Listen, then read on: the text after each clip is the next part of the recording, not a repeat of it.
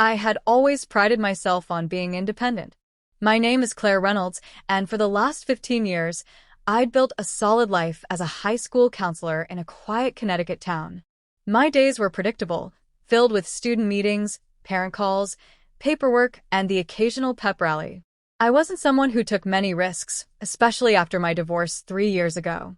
My ex-husband, Dan, had left me for a woman 10 years younger, and while it stung for a while, I'd made peace with it.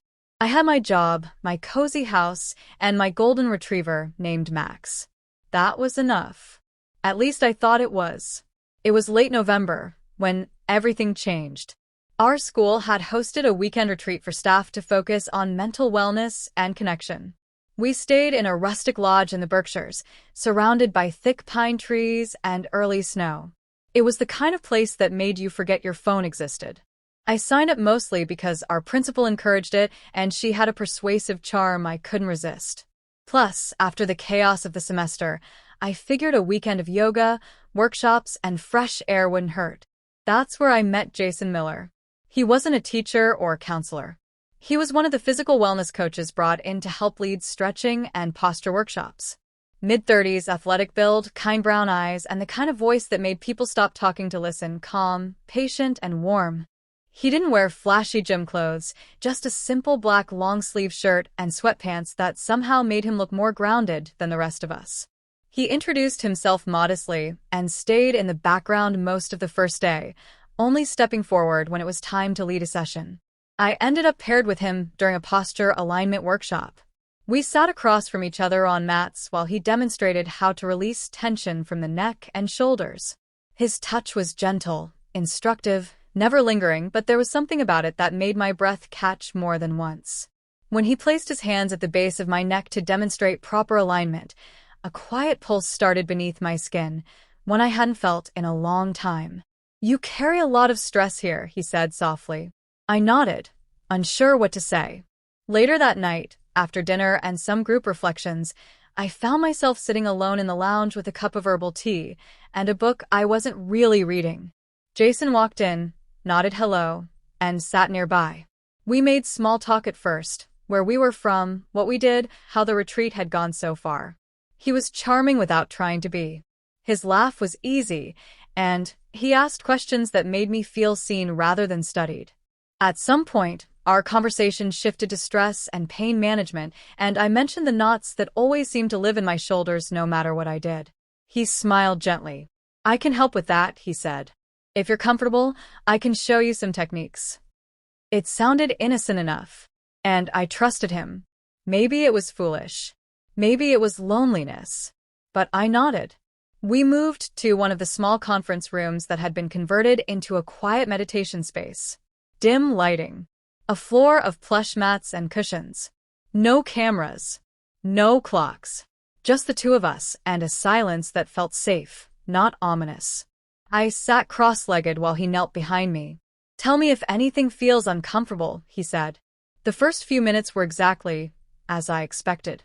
His hands pressed gently into the muscles near my neck, kneading and stretching with professional ease. I closed my eyes, letting my body relax into it. It felt good. Really good.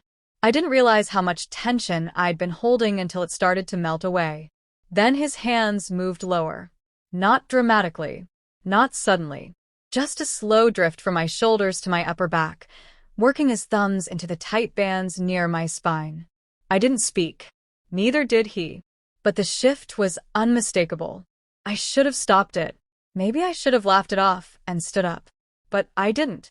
I let him continue, partly because it felt so healing, and partly because I wanted to know what he would do next. His palms were warm through my sweater. They moved in small, deliberate circles, trailing down the middle of my back and settling just above my lower ribs. It wasn't inappropriate. Not yet.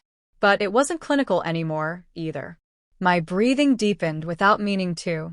I felt my pulse echo in my chest. He paused, just for a second, as if checking in without words. Still, I said nothing. I wanted more. That shocked me, honestly. After a few moments, he pulled away slightly. "I'm sorry," he murmured. "I didn't mean to cross a line." "You didn't," I whispered, without even thinking.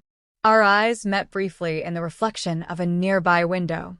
There was no smirk on his face, no smugness, just a quiet question lingering in the air between us.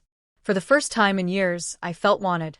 Not just noticed, not complimented or flirted with, but deeply, gently seen. It was terrifying. And electric. We didn't kiss. He didn't touch me again that night. But everything changed after that moment. The next morning, we acted as if nothing had happened. We smiled in passing, shared a few casual words. But beneath it all was a tension that hummed like a live wire. When the retreat ended that Sunday afternoon, we exchanged numbers under the pretense of wellness advice and nothing more. Back in my house, life resumed its predictable rhythm, but I wasn't the same. Jason texted me that evening. Made it home safe.